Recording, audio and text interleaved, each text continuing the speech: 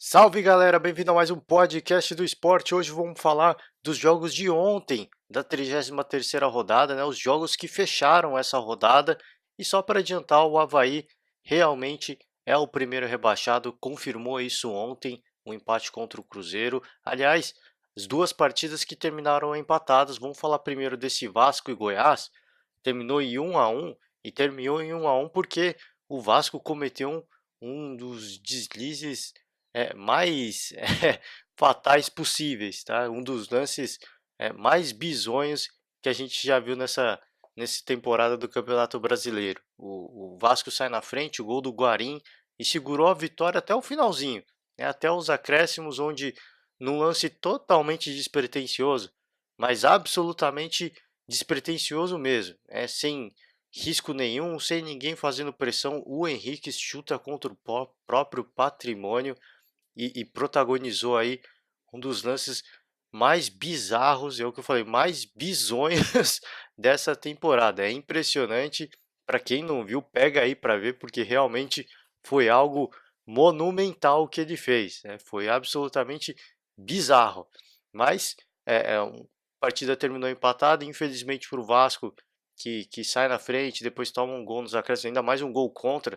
A partida, obviamente, termina com um gosto muito mais amargo, né, jogando ao lado do seu torcedor, termina com uma forma muito melancólica em São Januário, mas um empate que não foi bom para ninguém. Lógico que, mais uma vez, eu destaco, para o Vasco a sensação foi muito pior, mas esse empate não foi bom nem para o Vasco e nem para o Goiás, né. Os dois times que ainda sonham com uma vaga aí no G6, né, G4 é, é, muito distante, nem tem chance, mas G6 ainda é possível, né? E para os dois times que ainda buscam essa vaga para essa pré-Libertadores, é difícil, né? Um empate que complica a situação, né? Deixa esse sonho, adia esse sonho e deixa esse sonho um pouquinho mais distante, mas claro, ainda é possível, né? Eles não estão tão distantes.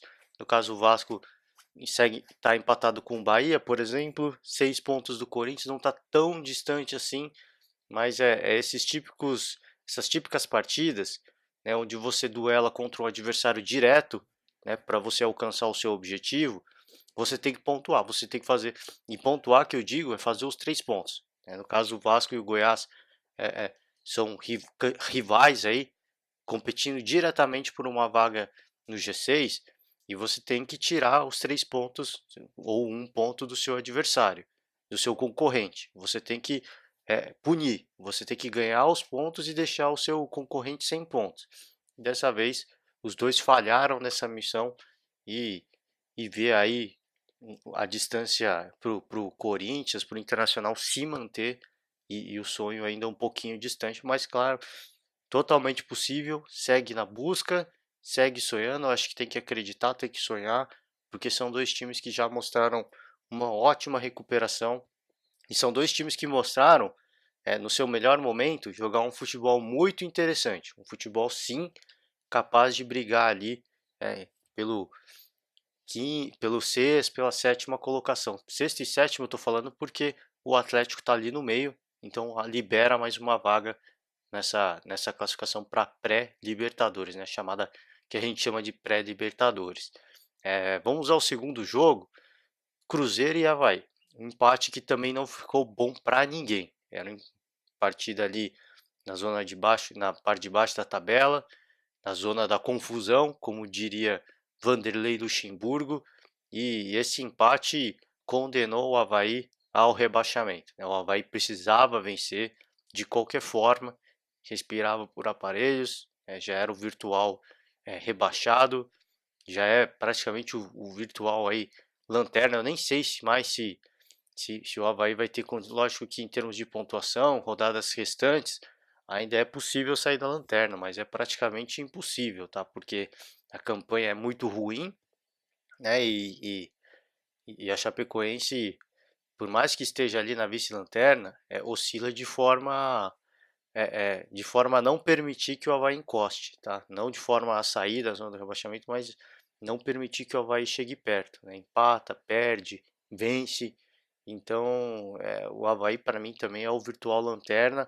Era algo que era visto como questão de tempo, né? A gente já via pelo próprio discurso dos jogadores, do técnico do Avaí, do Evandro, né? A questão de se planejar para o ano que vem já, se planejar para a Série B. Isso estava claro no discurso dele, era uma missão colossal, absolutamente, mas absolutamente complicadíssima, né? Muito complicada, era quase como uma missão impossível e infelizmente para o Avaí esse rebaixamento se confirmou, se concretizou e o Avaí eu acho que agora tem que fazer exatamente o que o Evandro vinha falando nas entrevistas, de seguir se planejando. Tem algumas rodadas aí onde não vai valer absolutamente nada para o Avaí, eu acho que não tem nem necessidade de brigar com unhas e dentes para sair dessa lanterna. Eu acho que é um time que agora tem que focar, né, pensar no ano que vem, o que vai acontecer, quem que vai ficar, qual que vai ser o elenco disponível, se vai ser essa comissão técnica e pensar para o ano que vem, porque querendo ou não, é um tempo a mais que o Avaí tem para se planejar. Não é o planejamento que o clube queria, obviamente, mas é um tempo a mais para se planejar e para tentar fazer um 2020 aí grandioso para voltar para a Série A. Mas ficou pelo caminho. Mais uma vez destaco aqui, era o virtual rebaixado, era uma questão de tempo, porque precisava reverter uma maré de maus resultados muito ruim e era muito improvável que isso acontecesse até não só pela sequência negativa, mas também pela qualidade do elenco, né? Então fica aí a lamentação, infelizmente, primeiro rebaixado dessa temporada e para o Cruzeiro uma das situações mais complicadas, né? Jogando em casa, no Mineirão, o Cruzeiro precisava vencer. Era necessário vencer para se afastar um pouquinho mais, mas não conseguiu, empatou. É o primeiro time ali fora da zona do rebaixamento, uma situação das mais complicadas, apenas um ponto do Fluminense, empatado com o Ceará, empatado com o Botafogo, e estar nessa situação que o Cruzeiro está, primeiro time fora da zona do rebaixamento com o Fluminense embaixo, não é uma situação agradável, né? Não é uma situação interessante de se ficar, porque primeiro porque está lá embaixo, correndo o risco de ser rebaixado, e se o campeonato terminasse assim, tá? Eu não estou querendo aqui fazer piada nem nada, mas a gente já viu esse filme antes, tá? Do Fluminense ser rebaixado, julgam aí uma partida, uma escalação irregular, o Fluminense sai e o time que está acima cai, né? Então, se terminasse assim hoje, eu não estou falando que isso vai acontecer, mas é um filme que a gente já viu antes, né? Se de repente acontece de novo, vão ver alguma coisa irregular do Cruzeiro, tirar ponto e o Cruzeiro cai. Então, o Cruzeiro precisa entregar mais, ainda mais jogando em casa, tá? O torcedor, obviamente, fica na bronca e com todas as razões possíveis, porque o Cruzeiro parecia esboçar uma reação e agora só empata e agora fica estacionado e não consegue se afastar desse Z4 aí, esse fantasma do rebaixamento. Então, um empate dos mais lamentáveis possíveis, dos mais sofridos possíveis. Se eu falei do Vasco, que o empate foi mais dolorido para o Vasco, nesse caso, para mim, foi mais dolorido para o Cruzeiro, porque o torcedor do Avaí já. Eu acho que era difícil encontrar alguém que tivesse esperança de se salvar. E do Cruzeiro, era uma partida que, pô, você já está jogando contra o Lanterna, o time que já está praticamente rebaixado, né? Internamente os discursos dentro do Avaí já eram de se planejar para a Série B.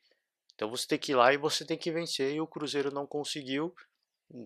Lógico que o Avaí também não facilitou, não estou querendo aqui desmerecer o Avaí, todo respeito ao Avaí, obviamente, mas é uma partida que você tem que ir lá e tem que vencer e tem que fazer a sua parte. E o Cruzeiro, infelizmente, mais uma vez, não conseguiu fazer a sua parte e fica ali numa situação extremamente perigosa, mas extremamente mesmo. E ressalto, não estou aqui querendo fazer piadinha nem nada disso, mas essa história do Fluminense que eu falei, para quem não conhece, procura aí. Isso é real, isso já aconteceu, isso é motivo de meme, de piada nas redes sociais Já tem gente, inclusive, fazendo piada com isso, então muito cuidado. Se ficar acima do Fluminense nessa tabela, se o Fluminense ficar ali no Z4, é uma das situações mais complicadas possíveis. Não é muito legal de estar ali. Então precisa, eu acho que está na reta final, precisa focar, ainda mais nesses confrontos diretos, precisa pontuar. É necessário pontuar, ainda mais você jogando contra um Avaí, já estava praticamente rebaixado, não podia nem empatar.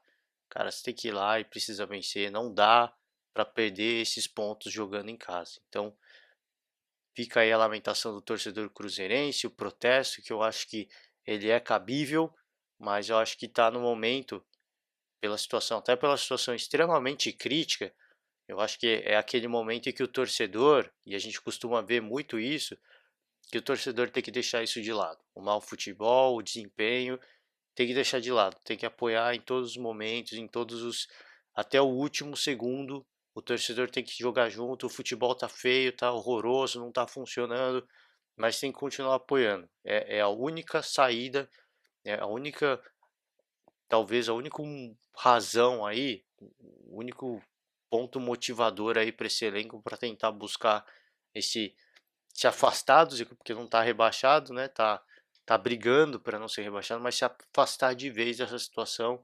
E isso vale também para Fluminense, para Ceará, para Botafogo. Precisa apoiar até o fim, precisa acreditar, a torcida precisa dar essa moral para os jogadores. Ah, mas tá horrível. Sou obrigado a ver esse jogo de futebol e que não sei, cara, faz parte, né? Faz parte e o torcedor precisa dar essa resposta. Não adianta querer dar essa resposta, essa motivação, esse apoio na última rodada, né? Com, tendo que fazer, tendo que vencer e tendo que é, é, torcer contra algum adversário. Aí não adianta. Esse é o momento. Faltam apenas algumas rodadas. Tem tempo para se recuperar, tem tempo de sobra, aliás, para se recuperar. Então essa é a hora, cara. Essa é a hora porque o caminho do Cruzeiro não tá fácil não, cara. Tá? Para quem não, o Cruzeiro ainda vai pegar Palmeiras, São Paulo, Grêmio. Então a vida do Cruzeiro não tá fácil. Tá? Tem que apoiar agora. Essa é uma partida que precisava ter apoiado muito, porque jogava contra o Lanterna. Aí agora na próxima rodada pega o Santos fora de casa. Aí depois vai pegar o CSA. É uma partida importantíssima e fundamental para o Cruzeiro, porque depois disso é só pedreira, cara. Vai pegar, é uma parada dura. Vai pegar o Vasco que está sonhando com a Libertadores, depois o Grêmio que quer ficar no G4, depois o Palmeiras que quer ser vice. Então, e aí fecha, né? E aí termina. Então, o caminho do Cruzeiro até a última rodada é das mais complicadas possíveis. Então, essa partida contra o CSA que vai ter aí pela frente, ela é fundamental e precisa fazer os 3 pontos, precisa, não pode dar chance para o azar mais. O Cruzeiro está empatando muito e está deixando escapar pontos importantes e deixou escapar pontos importantes contra adversários diretos. Agora já não dá mais. Agora acabou, a torcida precisa apoiar e o que eu estou falando do Cruzeiro nesse caso vale para todo mundo que está ali.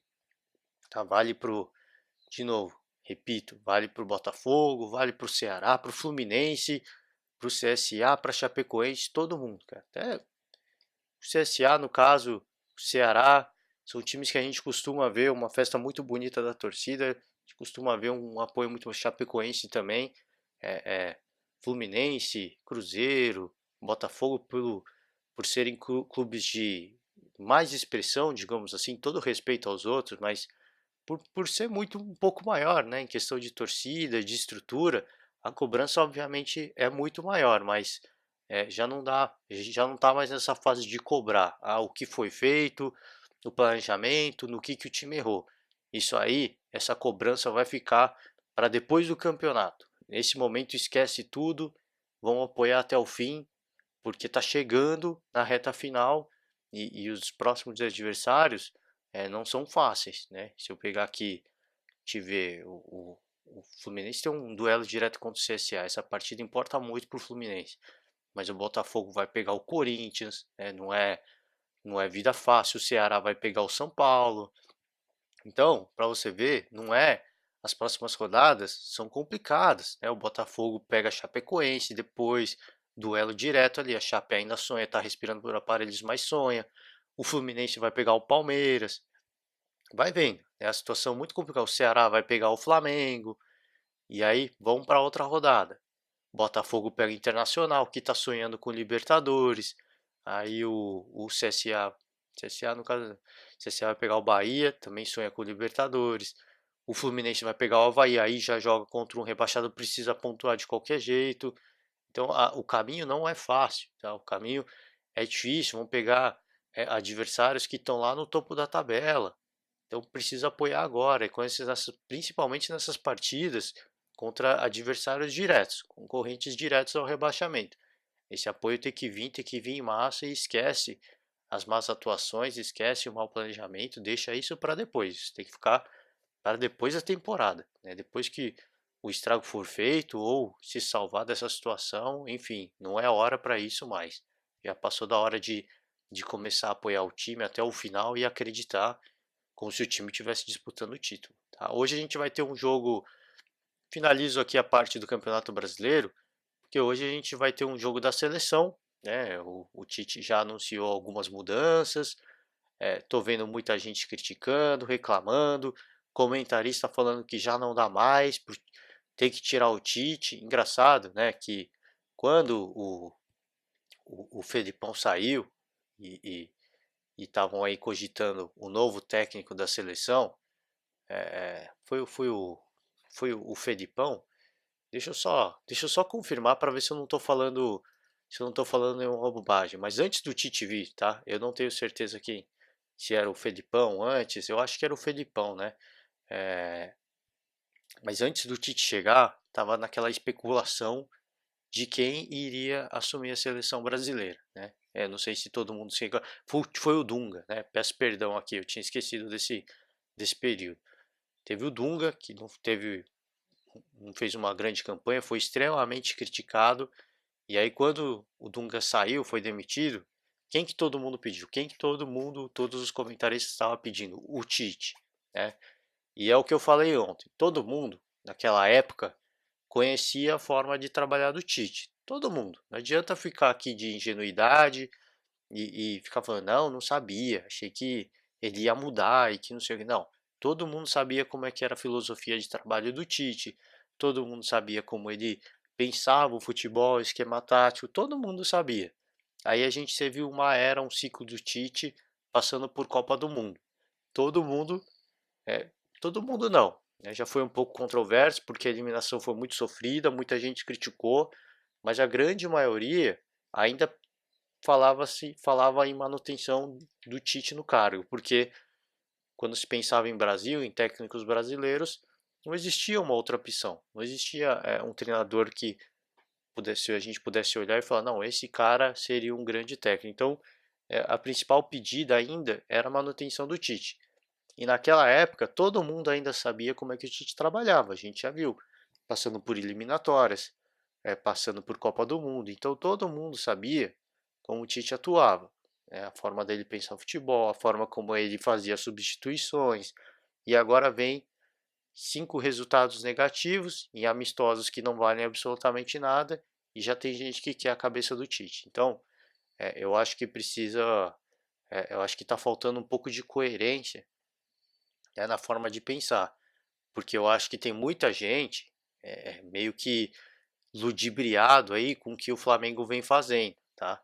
A gente está vendo futebol brasileiro, a gente está vendo o Flamengo jogar de uma forma absolutamente fenomenal, fantástica, e tem muito comentarista meio iludido com isso, tá? Achando que a seleção, achando não, eu acho que é válido querer que a seleção brasileira jogue de forma parecida, mas agora esses caras estão querendo o quê? Que o Jorge Jesus vá para a seleção brasileira?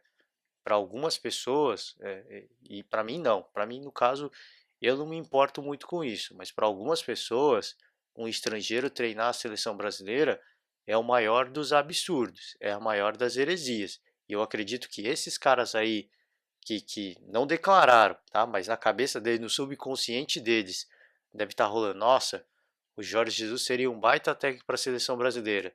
Esses caras que estão aí descendo o pau no Tite agora, é, descendo,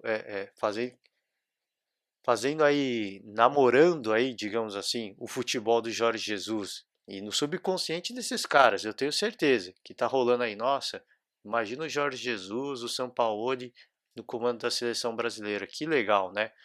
Esses caras aí, eu tenho certeza que em algum ponto da vida profissional deles, eles já falaram que seria um absurdo, uma heresia, um pecado, um treinador estrangeiro treinar a seleção brasileira. Então, muito cuidado, tá? É preciso ter coerência. Eu não acho que é um absurdo um gringo vir treinar a seleção brasileira. Eu não acho, tá? Eu acho que é algo válido, eu acho que é algo que agregaria para o futebol. Você vê, o futebol, seleção brasileira de futebol feminino, tem uma sueca treinando, é a técnica da seleção. Eu não acho que seria um absurdo colocar um técnico estrangeiro para treinar a seleção brasileira. Eu acho que traria aí até uma nova visão do futebol, porque aqui no Brasil a gente tem uma visão. E aí, normalmente, quando se escolhe um técnico para ser técnico da seleção brasileira, se pega um técnico que atua no Brasil e não um técnico que atua fora.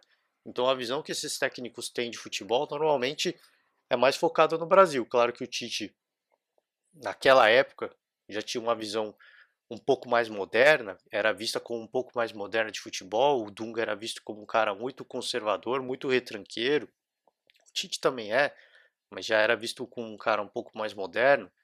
É, é, naquela época, tá? Eu tô falando naquela época, mas em geral, os técnicos atuam no Brasil e têm uma visão mais focada, quando chegam à seleção brasileira, tem uma visão mais focada no futebol brasileiro. O Dunga, no caso, a primeira passagem ele nem era técnico, né? Chegou, acho que a primeira passagem como técnico dele foi na própria seleção.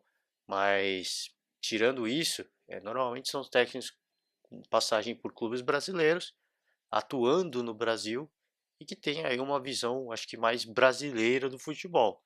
Tá claro que eles assistem campeonatos europeus, tal, mas não tem essa experiência, esse contato com os clubes europeus. É, falarem, de repente, não estou falando que estão falando, tá? Mas se eventualmente acontecer e começarem a falar em Jorge Jesus, eu pego aí o discurso que fez o Renato Portaluppi, né? Ele falou aí, ó, treinou um clube de Portugal, nem treinou um grande clube da Europa, né, um clube de destaque mesmo, na Inglaterra, na Espanha, na Alemanha, na Itália, treinou um clube de Portugal, ganhou título lá, depois foi pro, ali pro Oriente Médio, depois veio pro Brasil, pro Flamengo, e todo mundo acha que o cara é o melhor técnico do mundo. Muito cuidado, é isso que eu também concordo, eu acho que ele é um excelente técnico, e o Flamengo só tá assim hoje por causa dele, mas por causa dele, mas precisa ter muito cuidado, tá? De novo eu ressalto aqui, eu tô vendo muito comentarista é, fazendo declarações de amor, né, namorando a esse futebol do Flamengo, né, dizendo que nunca tinha visto isso antes na vida, tá? E aí o Mano Menezes até falou, cuidado, que o futebol não começou ontem. Então eu acho que precisa tomar um certo cuidado, tá? Eu acho que esse momento que a seleção brasileira passa agora não é bom, não é legal. Eu acho que os comentaristas, a torcida brasileira, ela é muito exigente e a grande maioria dos comentaristas que cobram, eu acho válido a cobrança porque são jogadores, são especialistas que acompanham o futebol de longa data e viram. Alguns deles viram o futebol, por exemplo, do próprio Pelé, que vem se falando aí dos 50 anos do Gol Mil do Pelé. Então são pessoas que viram até o Pelé jogar. Então são pessoas que na cabeça deles o sonho é rever uma seleção jogar daquela forma. E eu acho válido isso, tá? Mas é preciso entender que o futebol mudou, tá? A forma de se jogar futebol mudou muito, tá? E claro que existe um espaço para que isso aconteça, existe um meio termo. A gente já viu um Barcelona jogar do futebol que era considerado uma, uma, uma volta ali daquele que no, o técnico do Barcelona na época, eu esqueci o nome agora tá me falhando a memória, mas ele dizia que era muito fã ali do futebol brasileiro dos anos 80 e tentava colocar e fazer o time do Barcelona jogar daquela forma. E a gente chegou a ver, o Barcelona encantou o mundo naquela época, hoje o Liverpool encanta o mundo, né, com futebol muito agressivo, muito ofensivo.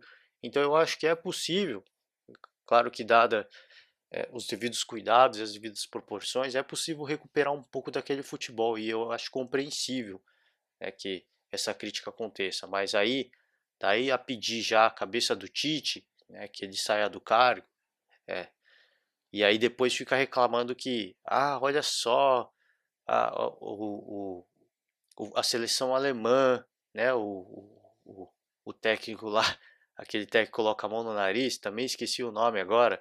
Peço desculpas que a cabeça agora tá falhando, mas é, o cara que passou, ficou, tava no comando da Alemanha há muito tempo, né? O Joachim Löw, né? Joachim Löw, ele muito tempo no comando da seleção alemã, passando por eliminações, passando por momentos difíceis, né? Questionado no cargo, se manteve e foi campeão do mundo.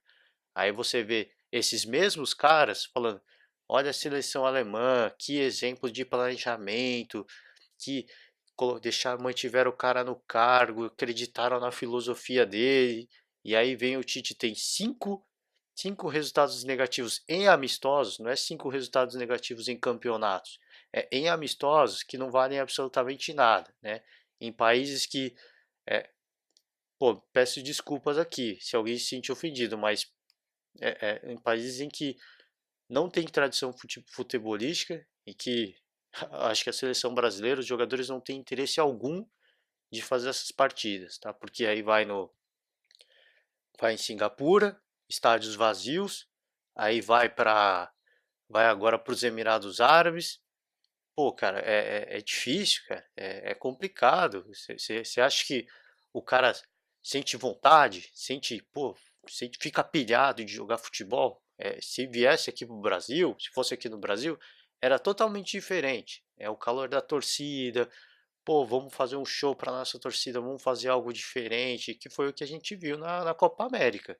Agora não adianta passar por 5 amistosos que não tem significado nenhum, que o Tite nem consegue convocar os jogadores que ele quer e achar que é o fim do mundo, e achar que o Tite tem que sair do cargo, e depois ficar reclamando que a CBF não tem convicção, a CBF não tem planejamento, o Tite é uma bosta porque ele não tira ele não tira dois zagueiros e põe dois atacantes, né? Porque é isso que a galera quer, né?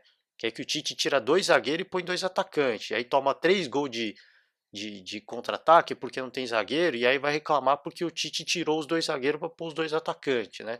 É, é, eu acho que é preciso ter coerência, cara. Assim, eu acho que todas as críticas são válidas em querer um futebol melhor, um futebol mais ofensivo, o futebol show. Eu acho que tudo isso é muito válido, mas é preciso ter coerência.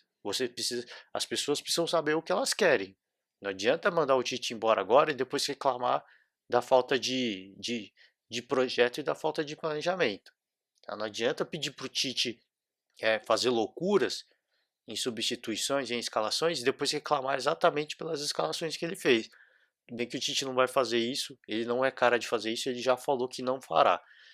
Então, que não vai fazer isso. Então, precisa ter convicção. Precisa. Eu acho que todas as críticas são válidas, mas em algumas delas é preciso ter bom senso no que se pede e no que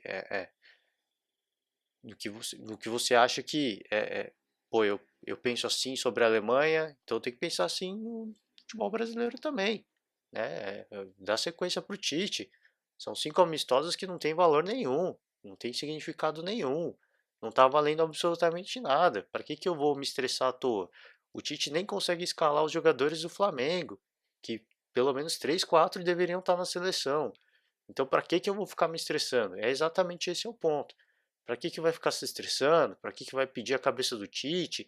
Para que vai criticar o Tite? Né? Se são amistosos que, ó, perdão da palavra, e todo respeito aos jogos, aos adversários, aos jogadores, mas que, para mim, não teve significado absolutamente algum, tá? São partidas meramente protocolar, porque a seleção precisa fazer, porque está no calendário, porque esses amistosos valem pontos no ranking da FIFA, porque os patrocinadores precisam ter a marca exposta, tudo isso legal, mas o futebol praticado dentro de campo, isso para mim pouco importa. Isso é o de menos, porque, de novo, repito, o Tite e todo mundo e estão falando aí, o Tite não repete a escalação, ele tá mudando. Cara, ele não consegue repetir.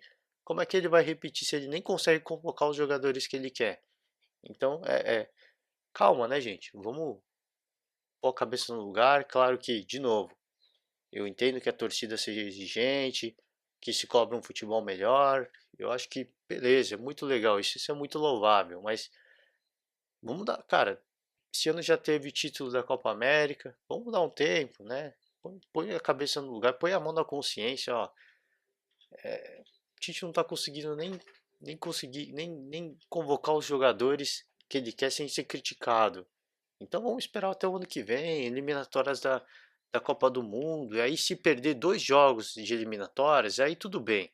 Aí já vale a crítica, eu acho que é questão de repensar, do Tite repensar ou da CBF repensar o planejamento, o que, que vai acontecer, mas nesse ponto, nesse momento eu acho que não faz sentido nenhum, tá?